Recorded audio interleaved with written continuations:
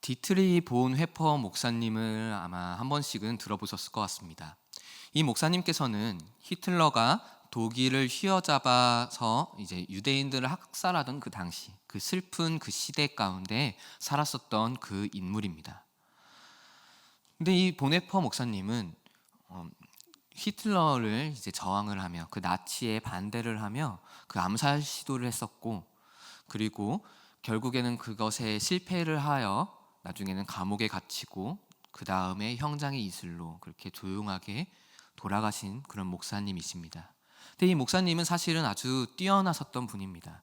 젊은 나이에 베를린 대학의 신학 교수로 이미 임용이 될 정도로 아주 학문적으로 뛰어나셨었고, 그리고 그 당시에 아주 깨어 있으셨던 분이라서 나치의 그 잘못이 얼마나 잘못된 것인지 그것을 당당하게 이야기하고 다녔었던 분입니다. 근데 참 슬펐던 거는 그 당시 수많았던 교회들은 나치의 그 협박들에 대해서 두려워하여서 결국 나치를 지지하며 그렇게 지냈었던 그런 암울한 시대였습니다. 우리 성도님들 아마 아실 것입니다. 작년에 우리가 굉장히 많이 불렀던 찬양인 것 같은데, 선한 능력으로라는 찬양이 있습니다. 이 찬양은 사실은 이 보네퍼 목사님의 시였습니다. 이제 형장이 이슬로 사라지기 직전에 마지막으로 그 가족들에게 보냈었던 그 편지에 담겨져 있었던 시가 바로 이 선한 능력으로라는 그 가사였습니다. 여기에 음악을 입혀서 만들어진 것이 우리가 찬양하는 그 선한 능력으로라는 찬양이지요. 참 보네퍼 목사님의 생애를 보면은 감탄이 많이 나옵니다. 나치당이 정권을 잡고 있는 그 세상, 얼마나 불합리했습니까? 얼마나 말도 되지 않았습니까?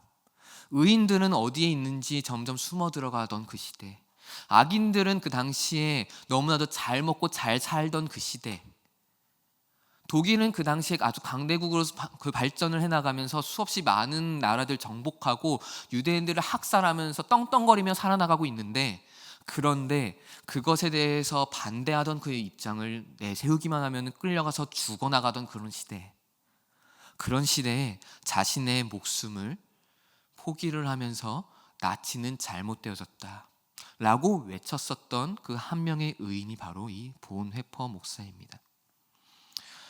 근데 이 목사님을 보다 보면은 오늘 저희가 함께 나눌 이 하박국 선지자가 많이 오버랩이 됩니다. 감옥에서 희망을 잃고 죽어가던, 그런데 참 다른 사람들은 참 불쌍합니다라고 이야기를 할 때 보네포 목사님 스스로는 그렇지 아니하다. 그 가운데 선한 그 능력이 우리를 감싸시니, 그분이 우리와 함께 하시니 그 빛이 찬란하게 온 그 날이 올 것이다 라고 하면서 담담하게 그 죽음을 받아들이던 그 보네퍼 목사님을 바라보면은 오늘 우리가 같이 나눌 하박국 선지자가 떠오릅니다. 하박국 또한 암울한 시대를 살았습니다. 더 이상 희망이 없어 보이는 그런 시대를 살았습니다.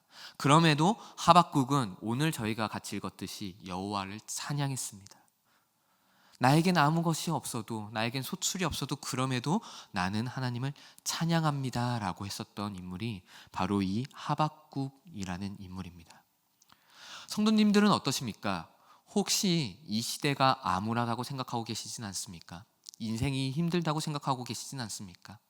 세상이 너무나 불합리하고, 교회는 교회답지 못하고, 교회가 교회답다 할지라도 세상이 이 교회를 싫다고, 의인인 우리들이 너희들은 잘못됐다고 이야기하는 이 시대를 바라보면서 여러분들은 어떤 생각을 가지고 살아나가고 계십니까? 돈을 벌기 위해서는 술을 한잔 해야 되고, 돈을 벌기 위해서는 담배를 피는 그 자리 가운데 같이 어울려줘야 되고 하는 그런 시대, 살기 위해서는 내 자녀가 상처를 많이 받을 거를 알매도 공부를 해야 된다, 너는 경쟁사회에 나가서 이겨야 된다라는 것을 가르쳐야 된다는 이런 사회, 인성보다는 공부가 우선이고 인성보다는 돈을 많이 버는 것이 우선이라고 이야기하는 이 사회를 바라보면서 우리 성도님들은 어떤 마음을 가지고 살아나가고 계십니까? 오늘 이 저녁에 하박국 선지자의 이야기를 통해서 저와 성도님들이 하박국과 같이 울부짖을 수 있고, 또한 그럼에도 희망을 잃지 않은 그 믿음을 다시 한번 채우는 그런 저녁이 되어지기를 간절히 소망합니다. 하박국 선지자가 살던 시대는 굉장히 암울한 시대였습니다. 북이스라엘은 이미 아수르에게 멸망을 당했습니다. 그리고 하박국 선지자가 살고 있었던 그 남유다 또한 이제는 멸망의 길로 많이 나아간 시대였습니다.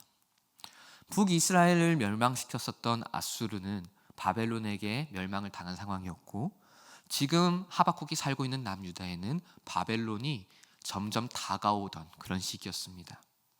사실 이것은 그렇게 큰 문제는 아니었습니다. 왜냐하면은 그럼에도 남유다가 바로 서 있다면 하나님께서 지켜주심으로 바벨론의 그 소나기에서 벗어날 수 있었기 때문입니다. 그런데 진짜 커다란 문제는 하나님만을 섬겨야 했고 말씀을 따라 살아야 하는 그 남유다 그 백성들이 죄악에 깊이 있게 빠져 있었다는 사실입니다. 그래서 하박국은 크게 상심합니다. 이 죄악이 얼마나 막연했는지 하박국은 하나님 앞에 선지자임에도 원망을 털어놓습니다. 이 세상을 바라보십시오. 이 땅을 바라봐 주십시오. 악인이 더 잘 먹고 더 잘 살아가는 시대입니다. 의인은 점점 죽어나가고 있습니다. 왜 침묵하고 계십니까? 라고 하면서 하나님께 성토를 하던 그런 하박국의 모습이 하박국 1장에는 잘 드러납니다. 어쩌면 악인들이 잘 먹고 잘 사는 이유는 당연했는지도 모르겠습니다. 하박국 2장 8에서 9절을 한번 같이 읽어보기를 원합니다. 하박국 2장 8에서 9절입니다. 내가 여러 나라를 노략하였으므로 그 모든 민족의 남은 자가 너를 노략하리니 이는 내가 사람의 피를 흘렸으며 또 땅과 성읍과 그 안의 모든 주민에게 강포를 행하였음이라. 재앙을 피하기 위하여 높은 데 깃들이려 하며 자기 집을 위하여 부당한 이익을 취하는 자에게 화했을진저. 아멘. 당시 사람들은 다른 사람의 피를 가지고 자신의 배를 채운 그런 시대였습니다. 사람들은 다른 자들을 노략했습니다. 다른 사람들이 무너지든 뭐하든 신경 쓰지 않았습니다. 그 사람이 죽어나가든 그렇지 않든 간에 신경 쓰지 않고 자기만 잘 살면 된다라는 그런 심정으로 그렇게 살아나가고 있었습니다. 이런 표현을 극단적으로 표현한 그런 구절이 있습니다. 하박국 2장 12절입니다. 하박국 2장 12절 함께 읽어보도록 하겠습니다. 피로 성읍을 건설하며 불의로 성을 건축하는 자에게 화했을진저. 아멘. 당시 사람들은 피로 성읍을 건축했습니다. 불의함으로 성을 건축했습니다. 방금 읽었던 2장 12절은 그래서 그런 자들에게 하나님께서 경고하는 구절입니다. 그 당시 사람들이 다 이렇게 살았기 때문에 다른 사람의 피 흘림을 통해서 성읍을 건설하고 다른 사람을 사기치고 등쳐먹으면서 자기의 그 견고한 성을 건축하던 그 사람들이 너무나도 만연했기 때문에, 그랬기 때문에 하나님은 이 사람들에게 이렇게 경고했던 겁니다. 화있을진저. 요즘 LH 직원들의 투기 문제가 터졌습니다. 자신이 가지고 있는 정보를 가지고 투기를 합니다. 자기가 가지고 있는 그 권력과 그 정보를 이용하여서 사실은 정말로 꼭 돌아가야 되는, 집이 없어서 구하지 못해서 힘들어하는 그 사람들에게 돌아가야 되는 그 마땅한 그 자리들을 자기들이 강탈하며 자기의 노후 자금으로 투기를 합니다. 그래서 우리는 수없이 많은 사람들이 그 LH가 이제 해체되어야 된다. 본래 그 의미가 어디로 갔느냐, 도대체가 저 불의한 자들을 봐라 라고 이야기하면서 해체하라고 이야기하는 이런 시대입니다. 이들은 하나님의 가장 큰 계명, 하나님 사랑과 이웃 사랑 중에 이웃 사랑에 완벽하게 실패했었습니다. 이런 모습이 하박국 그 시대에도 있었던 겁니다. 그래서 하박국은 하나님께 하소연했습니다. 저 다른 사람의 피를 가지고 성읍을 건축하는 저 사람들을 어떻게 합니까? 도대체 의인들은 다 죽어나가고 있는데, 먹고 살 길이 없어서 힘들어하고 있는데, 올바른 이야기를 하면은 이렇게 살면 안 됩니다라고 이야기를 하면은 죽어나가는 그 시대 가운데서 도대체 이것이 어떻게 해야 됩니까? 라고 그렇게 이야기합니다. 이것에 대한 하나님의 답변은 아주 간단했습니다. 바벨론을 사용해서 심판하겠다. 지금 아수르 제국을 저 잡아먹은 저 바벨론 있지 않느냐? 그 바벨론 제국을 내가 사용하여서 이 땅을 내가 심판할 것이다. 저 악인들을 내가 다 쓸어버릴 거다 라고 이야기합니다. 마치 이런 겁니다. 우리 대한민국이 수없이 많은 죄악으로 물들고 지금보다 더욱더 커다란 죄악에 빠지고 교회는 다 무너져 내린 그런 상황 가운데서 한 의인이 이제 하나님께 기도하는 겁니다. 그래서 하나님의 대답은 이겁니다. 북한을 사용하여서 이 한국 땅을 심판하겠다 라는 그런 이야기와 같습니다. 한번 그때로 우리가 간다고 한번 생각해 보십시오. 완전 자오미깡형 아닙니까? 불의는 너무나 판을 치고 있는 상황에서 그것을 쓸어버리겠다고 완전히 이 땅을 황폐하게 만든다고 이야기하는 겁니다. 우리가 가지고 있었던 집이 다 무너집니다. 내 주변에 있었던 부모 그리고 자식들이 죽어나갑니다. 그런 것을 경험시키겠다는 겁니다. 얼마나 슬픈 일이 아닙니까? 얼마나 안타까운 일입니까? 그런데 여기에 대한 하박국의 고백이 아주 대단합니다.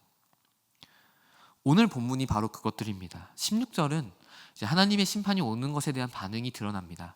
하박국이 그 심판을 생각했을 때 창자가 흔들린다고 이야기를 합니다. 그리고 입술이 떨리고 내 뼈를 썩게 하는 그 요소들이 들어와서 내 뼈가 이제 삭신이 무너지어 내려간다고 그렇게 표현하고 나의 그 평안한 처소라고 이야기하는 나의 집, 그 안락한 곳이 이제 거기마저도 떨리기 시작할 정도로 그 심판이 두렵다고 이야기합니다. 마땅합니다. 지금 이때 갑자기 북한이 침공해서 우리가 살고 있는 집을 다 부숴버리고 우리의 처자식을 다 죽인다고 생각해 보십시오. 얼마나 살벌합니까? 얼마나 두렵습니까? 그런 심판에 대해서 표현합니다. 그런데 반전이 있습니다. 그런데 17절부터 등장하는 그 하박국의 고백은 도대체 그렇게 무시무시한 심판을 내리시는 하나님 앞에 드릴 만한 찬양이 아닌 것 같습니다. 우리 한번 같이 읽어보도록 하겠습니다. 하박국 3장 17절 18절입니다.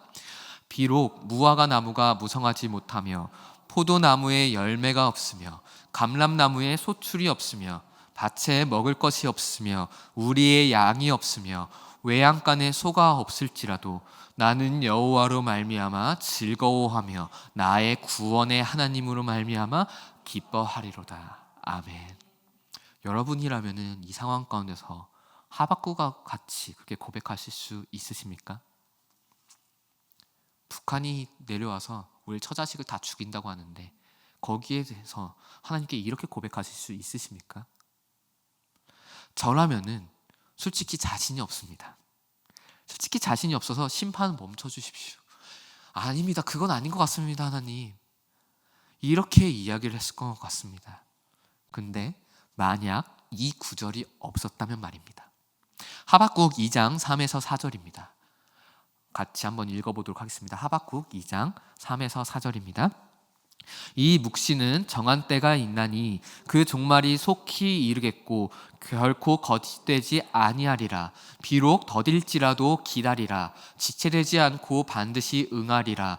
보라, 그의 마음은 교만하며 그 속에서 정직하지 못하나 의인은 그의 믿음으로 말미암아 살리라. 아멘.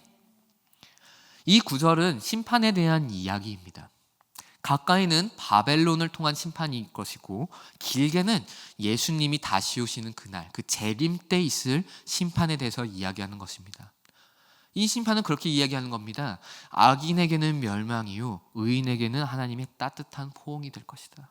이 심판이 악인에게는 멸망이요 그러나 의인에게는 따뜻한 포옹이 될 것이다. 이 심판은 더딜지 모르겠습니다. 우리가 보기에 느려 보일지도 모릅니다. 어느 때까지 이 악인들의 그 불합리하게 만들어 놓은 이 사회를 우리가 견디며 살아야 될지 모르겠습니다. 그런데 하나님은 분명히 말씀하십니다. 기다리라. 내가 심판을 이 가운데 내릴 것이다. 그 심판이 굉장히 고통스러울 수 있을 것이다. 근데 그것은 악인에게다. 의인은 믿음으로 말미암아 살 것이다. 내가 그 심판 가운데 의인을 따뜻하게 포옹할 것이다. 이를 통해서 알 수 있는 것은 하박국은 바벨론을 통한 그 멸망이 하나님의 일하심임을 깨달았다는 것입니다. 이 멸망을 받아들였다는 사실입니다. 바벨론의 말미암아 내 조국이, 내 사랑하는 이 나라가 사라지는데, 그런데 하박국은 이것을 그냥 받아들입니다. 인정합니다. 왜냐하면은 그 심판 가운데 하나님은 의인을 살리실 거라는 것을, 그걸 다시 한번 알았기 때문입니다.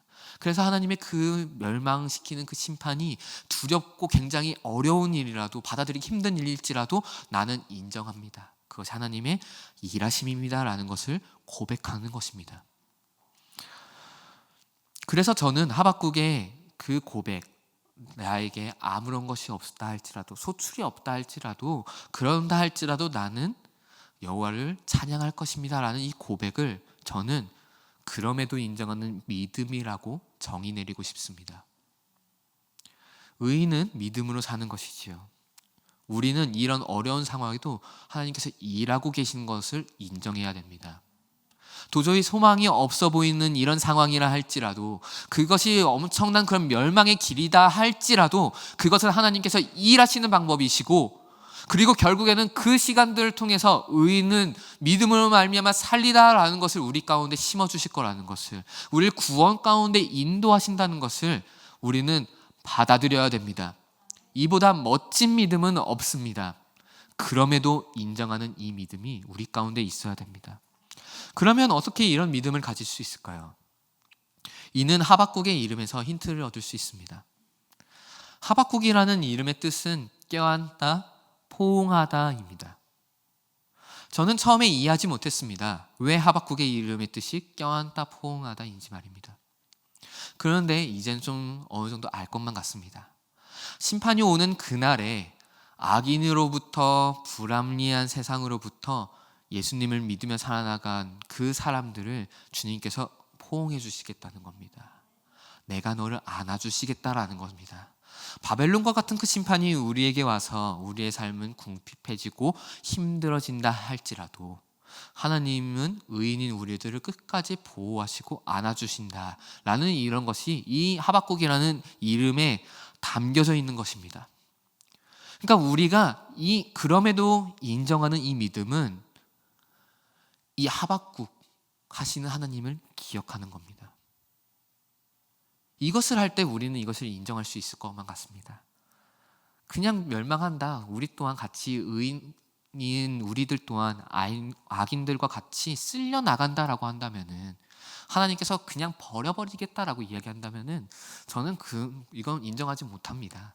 그런데 하나님은 우리를 사랑하시기 때문에, 의인을 사랑하시는 분이기 때문에, 절대로 버리지 아니하시는 분이기 때문에 이 하박국을 기억하는 우리들은 그것을 인정할 수 있는 겁니다. 그렇습니다. 나의 삶이 모든 것이 다 무너진다 한다 할지라도, 내가 지금 가지고 있는 집이 없어지고 내가 가지고 있는 이 처자식 전부 다 없어진다 할지라도, 그럼에도 주님은 의인을 포기하시지 않으시고 나를 안아주실 것을 내가 아니까 내가 주님을 믿고 나아갑니다. 그 시간들이 주님께서 일하시는 시간이라는 것을 내가 분명하게 인정하고 주님을 믿고 나아갑니다. 하박국은 그렇기에 그럼에도 인정하는 믿음을 가지고 있었던 것입니다. 무화과 나뭇잎이 마르고 포도 열매가 없어도, 감람나무에 열매가 없고 밭에 먹을 것이 없어도, 우리의 양이 없고 외양간에 소가 없어도 난 여호와 하나님 한 분만으로 즐거워하며 찬양합니다. 그렇습니다. 우리들이 살고 있는 2021년 이 대한민국은 민주주의가 시작되었음에도 여전히 약한 자는 살기 어려운 사회입니다. 누군가는 사채업자에게 당하고 사기를 당하기도 하고, 돈을 벌기 위해서 술을 마셔야 한다고 강요를 받으며 살기도 합니다. 개천에서 용난다는 말은 이제 호랑이 담배 피던 시절의 그런 뉴스입니다. 이제는 그런 장벽 자체가 굉장히 어렵습니다. 그리고 뉴스를 틀어보면은, 신문을 읽어본다 할지라도 따뜻한 이야기, 누군가가 다른 사람을 도와줬다라는 것이 그냥 헤드라인에 딱 있는 것이 아니라 안타까운 이야기, 슬픈 이야기, 우리 사회가 이렇게 힘듭니다라는 것을 알려주는 그런 이야기들만 가득한 이런 시대를 우리는 살아나가고 있습니다. 마치 하박국이 살던 그 시기와 마찬가지로 말입니다. 이럴 때 우리는 하나님께 투덜대면 안 됩니다. 아니 왜 아기는 저렇게 잘 먹고 잘 살아나가는데 의인인 우리는 이렇게 힘들게 사는지. 기도는 열심히 했습니다. 예배도 열심히 드렸습니다. 천도도 나름대로 열심히 드렸습니다. 하나님의 나라를 위해서 나는 최선을 다해서 헌신을 한번 해봤습니다. 그런데 왜 나의 인생은 이렇습니까? 하나님을 위해서 산다고 나의 모든 것을 다 바치면서 그렇게 살아나갔는데 왜 나의 인생은 저 악인만 못합니까? 라고 하면서 하나님 앞에 우리는 투덜댈 수도 있을 것 같습니다. 하다못해 바꿀 수 있다라는 그런 것이 있으면은, 그런 희망이 있으면 괜찮을 것 같습니다. 그런데 이 공의롭지 못한 사회는 얼마나 썩었는지 막막함밖에 없습니다. 사실 그래서 지금 청년들이 이 시대 가운데서 참 그 말도 안 되는 욜로라는 것을 추구를 했었던 거고, 지금도 보면은 회사 가운데 들어가면은 이 회사를 위해서 내가 열심히 일하겠습니다는 대신은 나는 일한 만큼 내 돈을 받고 가겠습니다. 그러니까 출퇴근 건들지 마십시오라고 이야기하는 것이 너무나도 많은 그런 사회. 왜냐하면은 열심히 한다고, 내가 그렇게 꾸준히 한다고 해서 나의 삶이 뭔가 더 많이 발전되고 할 거라고 생각하지 못하는 사회이기 때문입니다. 열심히 노력한다고 해서 되는 사회가 아니라는 걸 어느 정도 알기 때문에, 그렇기 때문에 우리는 사실은 하나님 앞에서 많이 투덜댈 수밖에 없을 것 같습니다. 그런데 그럼에도 우리는 하박국을 기억해야 됩니다. 그럼에도 본회퍼 목사님의 그 모습을 기억해야 합니다. 하나님은 우리에게 지금 당장은 아니다 할지라도 장차 저 천국 땅을 주십니다. 지금 당장 내가 목숨을 잃을 수 있습니다. 지금 당장 내가 돈이 없을 수 있습니다. 지금 당장 내가 정말 멸망 가운데 들어가는 것만 같을 수 있습니다. 그런데 우리에게는 저 천국이 기다리고 있습니다. 지금 이 사회, 이 불합리한 사회, 말도 안 되는 것 같은 그런 사회, 너무나도 슬프기만 한 것만 같은 이런 사회, 그런데 이런 사회가 바뀌고 새 하늘과 새 땅으로 주시는 하나님, 이 모든 것이 종결되고 공의로운 하나님의 그 정의가 실현되는 그런 사회, 그런 나라가 우리에게는 남겨져 있는 겁니다. 저 천국 땅이 우리에게 있습니다. 그 천국 땅이 있습니다. 그 땅에 들어갈 때 그 심판날 앞에, 주님의 그 재림 심판날 앞에 악인은 그 심판이 창자가 떨리고 뼈가 사가 문드러지는 그런 두려움으로 서겠지만은, 그러나 의인인 우리들은, 믿음으로 말미암아 살아나가는 우리들은 그 앞에서 하박국을 경험할 것입니다. 하나님이 직접 나와주셔서 우리를 품에 안으시고 참 수고하였다, 많이 힘들었지, 착하고 수고한 종아 네가 참 잘하였다 라는 그런 말씀을 하나님께서 우리 가운데 주실 것입니다. 이것을 기억하시기 바랍니다. 그 나라는 그 어떤 것보다도 가장 좋은 최고의 나라일 것입니다.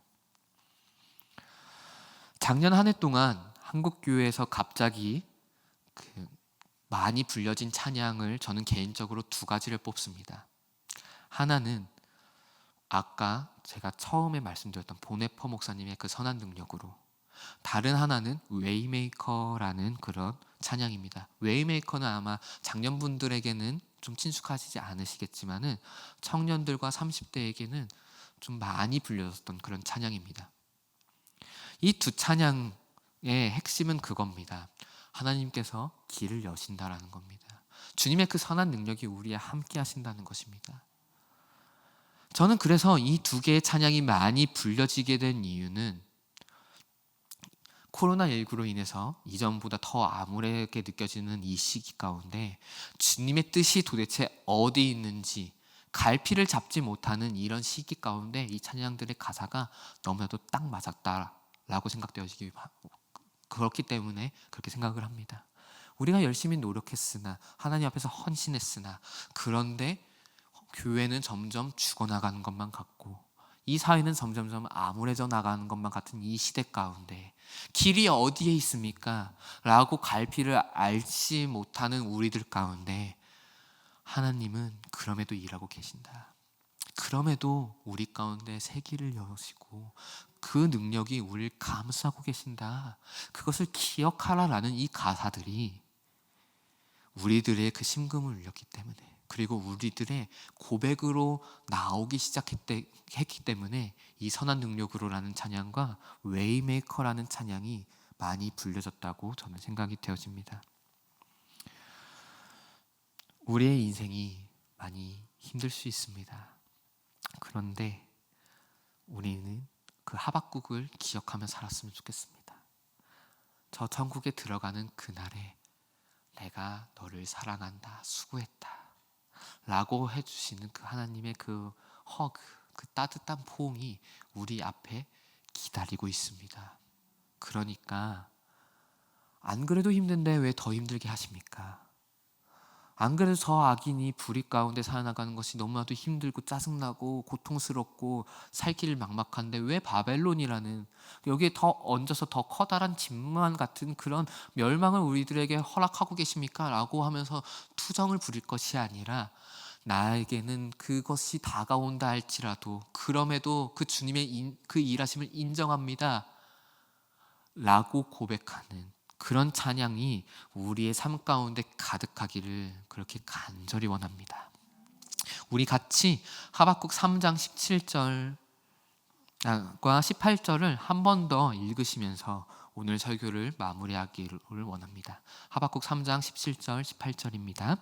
비록 무화과 나무가 무성하지 못하며 포도나무에 열매가 없으며 감람나무에 소출이 없으며 밭에 먹을 것이 없으며 우리의 양이 없으며 외양간에 소가 없을지라도 나는 여호와로 말미암아 즐거워하며 나의 구원의 하나님으로 말미암아 기뻐하리로다. 아멘.